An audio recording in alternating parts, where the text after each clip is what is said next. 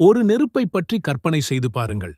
அது உங்கள் தோலையோ சதையையோ அல்ல, நேரடியாக உங்கள் இதயத்தையே தாக்கி எரிக்கக்கூடிய ஒரு நெருப்பு. நாம் தினமும் சர்வ சாதாரணமாக இது ஒரு பாவமே இல்லை என்று நினைத்து செய்யும் ஒரு செயலுக்காக அந்த கொடிய நெருப்பு காத்திருக்கிறது என்றால் உங்களால் நம்ப முடிகிறதா?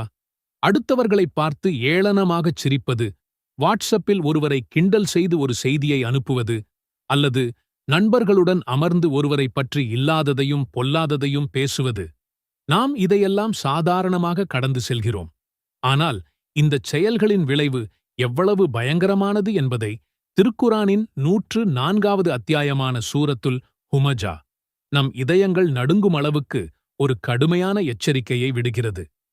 இந்த சிறிய சூரா மனிதனின் 2 மிகப்பெரிய அழிவுகளுக்கான வழிகளைப் பற்றி பேசுகிறது: நாவினால் செய்யும் பாவம் மற்றும் செல்வத்தால் ஏற்படும் கர்வம்.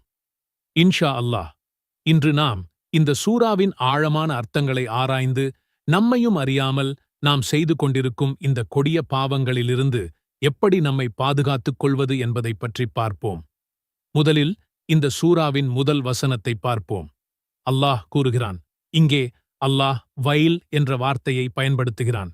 அரபி மொழியில் இதற்கு கேடு அல்லது நாசம் என்று பொதுவாக அர்த்தம் சொன்னாலும் தப்சீர் அறிஞர்கள் இது நரகத்திலுள்ள ஒரு பள்ளத்தாக்கின் பெயர் என்றும் அதன் வேதனை மிக மிகக் கொடியதாக இருக்கும் என்றும் குறிப்பிடுகிறார்கள். அப்படியானால் யாருக்கு இந்த கேடு? ஹுமஜா என்பது ஒருவரை நேருக்கு நேராகவோ அல்லது மறைமுகமாகவோ கேவலப்படுத்துவது. இது வெறும் வார்த்தைகளால் மட்டுமல்ல, செய்கைகளாலும் இருக்கலாம். ஒருவரை பார்த்து ஏளனமாகச் சிரிப்பது, கண்ணைச் சிமிட்டி கேலி செய்வது, ஒருவரின் நடையை அல்லது பேச்சை கிண்டலாக நடித்துக் காட்டுவது, அவருக்கு பிடிக்காத பட்டப்பெயர் வைத்து கூப்பிடுவது, இவையெல்லாம் ஹுமஜா என்ற பாவத்தில் அடங்கும். இது ஒருவரின் சுயமரியாதையை குத்திக் கிழிப்பது போன்றது. ஒருவன் ஏன் இந்த பாவத்தைச் செய்கிறான்? எது அவனுக்கு அந்த தைரியத்தையும் கர்வத்தையும் கொடுக்கிறது? அடுத்த வசனத்தில் அல்லாஹ் அதற்கான காரணத்தைச் சொல்கிறான். அவன் பொருளைச் சேகரித்து அதை எண்ணிக்கொண்டே இருக்கின்றான். இங்கே கவனியுங்கள், அல்லாஹ் செல்வம் வைத்திருப்பதை தவறாகச் சொல்லவில்லை. இஸ்லாம் செல்வத்திற்கு எதிரானது கிடையாது. ஆனால் அந்த செல்வத்தோடு ஒருவருக்கு இருக்கும் மனநிலையைத்தான் அல்லாஹ் கண்டிக்கிறான். ஜமா என்றால் சேகரிப்பது, ஆனால் சும்மா சேர்ப்பது மட்டுமல்ல, பேராசையோடு குவிப்பது. அதற்குப் பிறகு வரும் வத்ததா என்ற வார்த்தைதான் மிக முக்கியம். அதன் அர்த்தம் அதை திரும்பத் திரும்ப எண்ணிக்கொண்டே இருப்பது. அவனுடைய வாழ்க்கையின் ஒரே நோக்கம் செல்வத்தைச் சேர்ப்பது மட்டும்தான். காலையில் எழுந்தது முதல் இரவு தூங்கும் வரை அவனது மொத்த சிந்தனையும் பணம், சொத்து, பேங்க் பேலன்ஸ் என்பதைச் சுற்றியே சுழல்கிறது. அவன் அந்த பணத்தை எண்ணி எண்ணி சந்தோஷப்படுகிறான். அந்த எண்கள் அவனுக்கு ஒருவித பாதுகாப்பையும் கர்வத்தையும் தருகிறது. அவன் அந்த செல்வத்தை அல்லாஹ்வின் பாதையில் செலவு செய்வதில்லை, ஏழைகளுக்கு கொடுப்பதில்லை, கடமைகளை நிறைவேற்றுவதில்லை. மாறாக ஒரு புதையலைப் போல பூட்டி வைத்து அதன் எண்ணிக்கையை கூட்டுவதையே லட்சியமாகக் கொண்டுள்ளான். இந்த மனநிலை அவனை எங்கே கொண்டு போய் விடுகிறது? 3வது வசனம் அதைக் கூறுகிறது. நிச்சயமாக தன் பொருள் தன்னை உலகில் என்றும் நிலைத்திருக்கச் செய்யும் என்று அவன் எண்ணுகிறான். இதுதான் அந்த மனநோயின் உச்சம். அவன் சேர்த்த செல்வம் அவனுக்கு சாவே இல்லாத ஒரு வாழ்க்கையை தரும் என்று நினைக்கிறான். இந்த சொத்தும் பதவியும் புகழும் தன்னை மரணத்திலிருந்தும் நோய்களிலிருந்தும் காப்பாற்றிவிடும் என்ற ஒரு மாயையில் வாழ்கிறான்.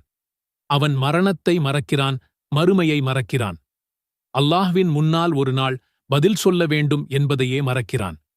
அவனுடைய தவறான எண்ணத்திற்கும் கர்வத்திற்கும் அல்லாஹ் கொடுக்கும் பதில் என்ன? அது ஒரு கடுமையான அதிர்ச்சியூட்டும் பதிலாக வருகிறது. அப்படியல்ல, நிச்சயமாக அவன் ஹுதமாவில் எறியப்படுவான். கல்லா, இந்த ஒற்றை அரபு வார்த்தைக்கு அப்படியல்ல, ஒருபோதும் இல்லை என்று பொருள். இது ஒரு மிக வலிமையான மறுப்பு. என்ன நினைத்துக் கொண்டிருக்கிறாய்? உன் செல்வம் உன்னை காப்பாற்றுமா? நீ நிரந்தரமாக வாழ்வாயா? ஒருபோதும் இல்லை என்று அல்லாஹ் அவனுடைய எண்ணங்களை நொறுக்குகிறான். பிறகு அல்லாஹ் சொல்கிறான், லயும்பத்தன்ன, அவன் ஹுதமாவில் சும்மா போடப்படமாட்டான். ஒரு மதிப்பற்ற குப்பையை தூக்கி எறிவதைப் போல அவன் கேவலமாக வேகமாக அந்த இடத்திற்குள் வீசி எறியப்படுவான். எந்த செல்வத்தை வைத்து அவன் உலகில் பெருமை அடித்தானோ அந்த செல்வம் அங்கே அணுவளவும் உதவாது. இப்போது ஒரு கேள்வி வருகிறது. அது என்ன, ஹுதமா? அடுத்த வசனத்தில் அல்லாஹ்வே அந்த கேள்வியை எழுப்புகிறான். நபியே, ஹுதமா என்னவென்று உமக்கு எது அறிவித்தது?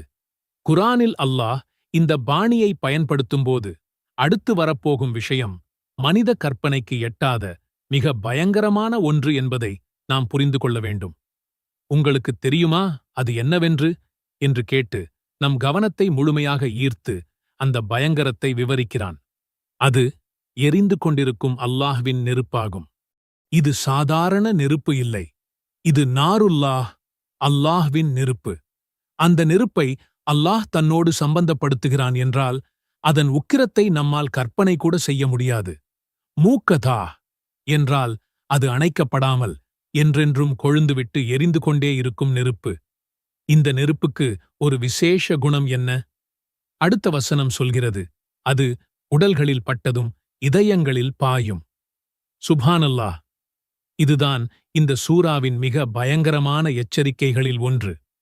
உலகத்து நெருப்பு முதலில் தோலையும் பிறகு சதையையும் பிறகு எலும்புகளையும் எரிக்கும். ஆனால் அல்லாஹ்வின் இந்த நெருப்போ உடலைத் தாண்டி நேராக ஒருவனின் அஃபிதா மீது பாயும். அஃபிதா என்றால் இதயம் அல்லது உள்ளம்.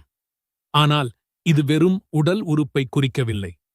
ஒருவனின் எண்ணங்கள், கர்வம், பொறாமை, அகம்பாவம் என எல்லாவற்றின் இருப்பிடமான உள்ளத்தை குறிக்கிறது. நிச்சயமாக அது அவர்களை சூழ்ந்து மூடப்படும். முஃபசதா என்றால் தப்பிக்க ஒரு சிறு வழி கூட இல்லாமல் முழுமையாக மூடப்பட்டது என்று அர்த்தம்.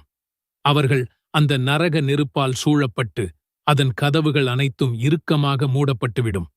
தப்பிக்க முடியும் என்ற சிறு நம்பிக்கை கூட அங்கே இருக்காது. நீண்ட கம்பங்களில் அவர்கள் கட்டப்பட்டவர்களாக. அந்த மூடப்பட்ட நரகத்தில் அவர்கள் நீண்ட உயரமான தூண்களில் கட்டப்பட்டிருப்பார்கள் என்று இந்த வசனம் விவரிக்கிறது. தப்பிக்கவே முடியாதபடி, அந்த வேதனையிலிருந்து ஒரு நொடி கூட விடுபட முடியாதபடி அவர்கள் நிரந்தரமாக அந்த தண்டனையில் சிக்கிக் கொள்வார்கள் என்பதை இந்த கடைசி காட்சி நமக்கு உணர்த்துகிறது. அல்லாஹ் நமக்கு கொடுத்த அருட்கொடைகளை எண்ணிப் பாருங்கள். இல்லாததைப் பற்றி சிந்திக்கும்போதுதான் பொறாமையும் புறம்பேசுதலும் வருகிறது. அல்லாஹ்வுக்கு நன்றி சொல்லும்போது மனதில் நிம்மதியும் திருப்தியும் உண்டாகும். செல்வத்தின் மீதான ஆசையை குறைப்பதற்கு சிறந்த வழி அதை அல்லாஹ்வின் பாதையில் செலவு செய்வதே ஆகும். நாம் கொடுக்கும் ஒவ்வொரு ரூபாயும் மறுமையில் நமக்காக ஒரு மலையைப் போல காத்திருக்கும்.